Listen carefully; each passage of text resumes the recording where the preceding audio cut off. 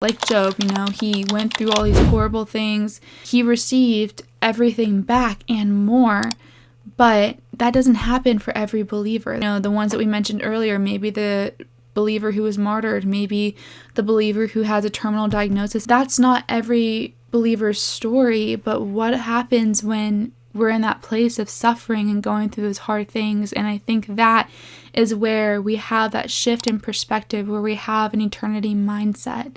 And that man who I met all those years ago, he knew that his present sufferings were not going to even compare to the glory that he receives in Christ Jesus. And knowing these things and believing these things doesn't always take away the pain or the frustration of when we're walking in the midst of suffering, but it does provide hope. It provides hope in who God says that He is.